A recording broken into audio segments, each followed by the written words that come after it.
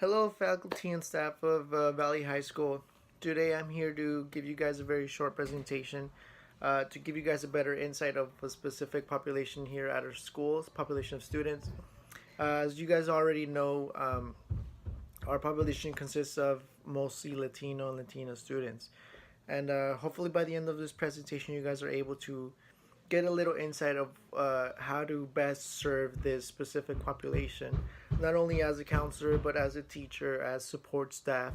Um, we need to keep in mind many things when it comes to dealing with this specific population.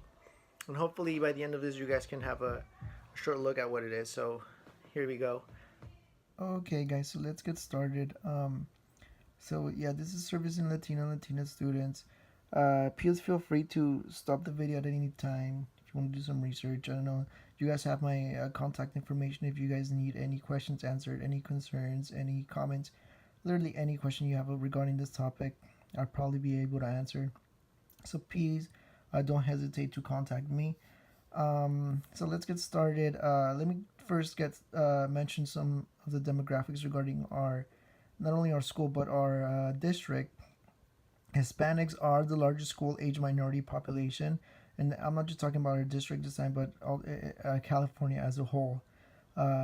It is also the fastest growing, so it's very important that we keep in current with any changes that affect this population.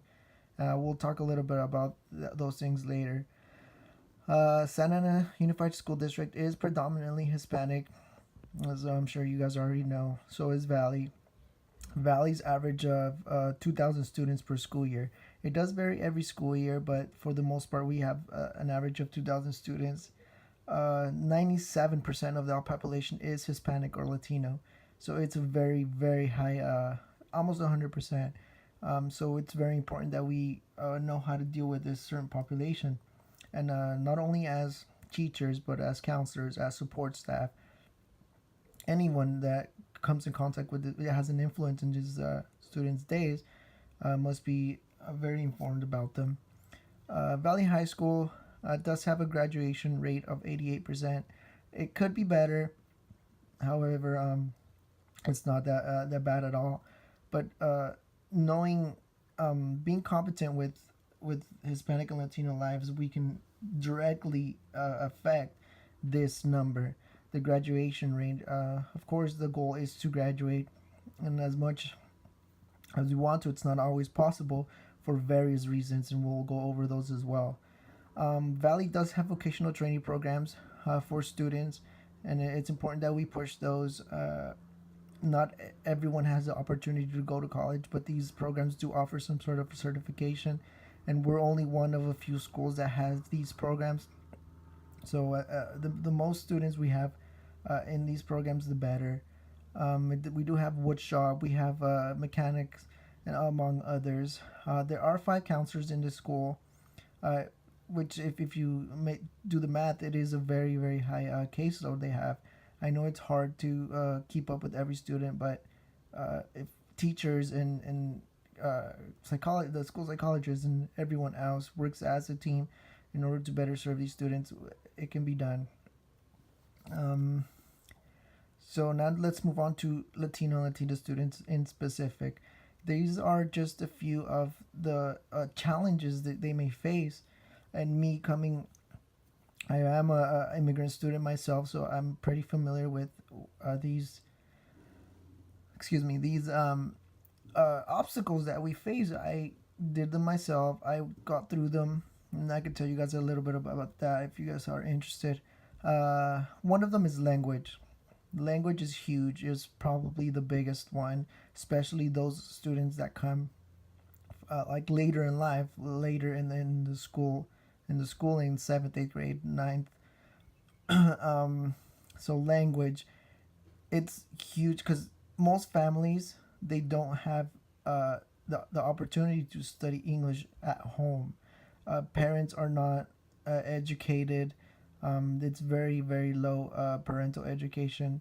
In fact, it's almost non-extant. It's existent in some cases. We have illiterate parents who don't know how to read, don't know how to write. So as much as we can do to assist in the language part of it, we should. Culture, it is, especially to those, like I said, those who come from a different country. Culture shock is huge. Food, even the way people look is different, and it can be intimidating. So we need to keep that in mind when helping these students. Talk to them that about being getting comfortable, getting familiar with all these things, with food, even the music. Although the music does export a lot to other countries, but food, language, parental education. I mentioned that it's not always the best. So something as simple as a student coming home and being able to sit down with their parents and help them in homework. That's not possible for a lot of these students. Societal influences, those predispositions or stereotypes um, that come with being Latino or Latina, believe it or not, does affect in the long and short run. Um, so let's try to keep those to a minimum. If we hear other students being, uh, I don't know, using discriminatory remarks or stereotypes, we should put that to a stop, bring it to the attention of someone. Financial and resources of these families is huge as well. Um, Unfortunately, and it is true, Hispanics are not known for being well off when it comes to financial situation, especially with those of immigrant parents. So as much as we should orient them towards resources, towards any financial aid we may get, especially counselors and resource specialists, all those teams we have within our school. It's very important that we orient these students to those resources appropriately. Um, so moving on, so be aware. It's very important that we are aware of these obstacles and predispositions that come with being an immigrant student, a Latino student specifically. Um, be aware of all the cultural stuff, all the language. Even if we don't speak their own language, and especially I think we should be aware of what certain even words in the language that can be offensive to them. What's their culture like? What's their family expectations? And it does vary within from family to family, but that's why we learn to listen and know these students in and at a personal level, if it's possible.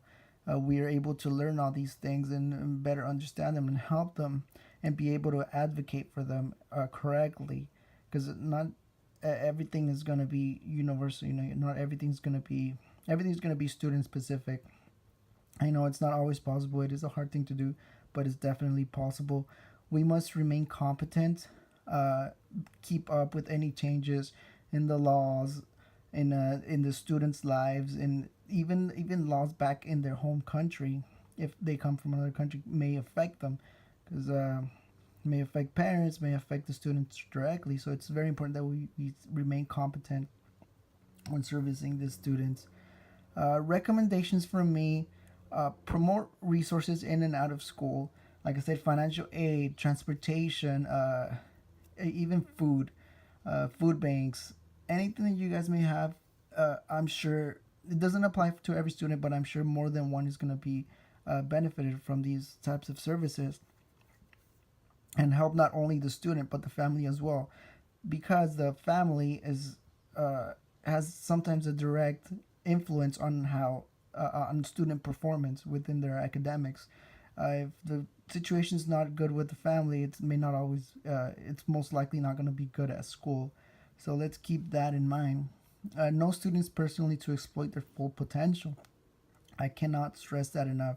If even coming to school, some students feel comfortable being in school. They do spend a lot of time here, so it's very important that they feel comfortable. They feel able to learn, to promote a healthy. Let's try to promote a healthy learning environment. Be prepared and informed about students, not only about them, but have them be prepared themselves. Have them be informed, be concurrent with any news, with anything happening in the school, and within their community as well. teach them how to do these things, teach them how to do research, teach them how to stay current with news regarding their community, teach them how to exploit the resources available to them to better understand them. Yes, these are some of the references I used for this presentation. I did use the school website in the school district, and as well as some articles to get some information. You guys can take a look at those if you guys want. I provided the link to them. So yeah, please feel free to contact me if you guys have any questions or anything else that you guys feel could be added to this. Um, I hope you guys enjoyed it, and hopefully it's not too long. Again, if you guys have any questions, please contact me, and have a good rest of your day.